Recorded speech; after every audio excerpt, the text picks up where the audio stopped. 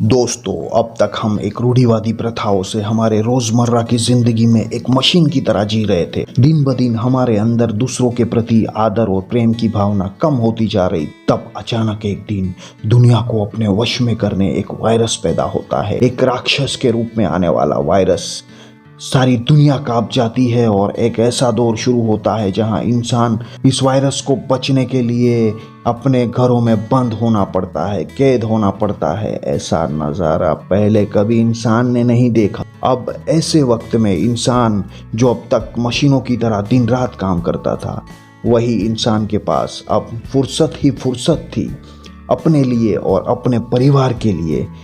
सही मायने में जीने का समय था, खुद से बातें करने का समय था। अब तक इंसान दूसरों के लिए जीता था, वह अब अपने लिए जीने लगा था। इस वायरस ने इंसान को समझा दिया था कि जिंदगी का मतलब क्या है। अब इंसान को डर तो लग ही रहा था इस वायरस से, मगर अब ये समझ चुका था कि जिंदगी के असली मायने क्या है। खुद के लिए जीना, परिवार के साथ समय बिताना, एक रूढ़िवादी सफर को विराम देना, ये सब की जरूरत है। इस बात को इंसान अब मान चुका था। ये वायरस इंसान को रूढ़िवादी दिनचर्या के साथ उसके अंदर के अहंकार को भी तोड़ने में सफल हुआ था। अब सब कुछ बदल गया था। एक नई दुनिया उसका इंतजार कर रही थी। इंसान अपने घरों में रहकर जिंदगी की अहमियत को जानकर अंदर से पूरा बदल चुका था और बाहर प्रकृति भी अपने खुशी के चरम पर आ गई थी। नदियाँ, हवा के झोंके, पंछी, पेड़ पौधे, जानवर, अब प्रकृति के सारी संतानों को एक नया जीवन मिला था। उनकी उम्र मानो जैसे बढ़ सी गई थी और ये सब कुछ इंसान भी देख रहा था। और इंसान को अब अपनी गलती का एहसास हो चुका था। अब नई दुनिया बसाने को तैयार था। अब इंसान अपने सपने को नई उड़ान देने को तैयार था, मगर किसी और को नुकसान पहुंचाए बगैर।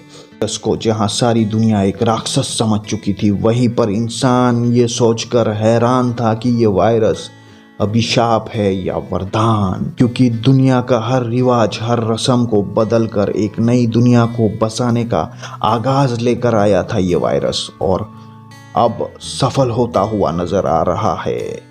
मानव जीवन को पूरी तरह से बदलने में। मानते हैं कि इस वायरस से कई लाखों लोगों की जानें गई है, कई लोगों से कितने अपनों को छीन चुका है ये वायरस, मगर दुनिया को एक बड़ा सबक भी दे दिया है कि अब भी वक्त है। संभल जाओ, जागो और जगाओ अपने अंदर के इंसान को। हमें ईश्वर ने कुछ रिश्तों से जोड़ा है एक दूसरों के साथ, तो अब इन रिश्तों की अहमियत को समझो। एक दूसरे के प्रति नफरत की भावना को त्यागो, दोस्ती का हाथ बढ़ाओ, ताकि उस हमारे ईश्वर को भी हमारे प्रति गर्व हो कि मैंने इंसान बनाकर कोई गलती नहीं की। जय हिंद, जय भारत दोस्तों।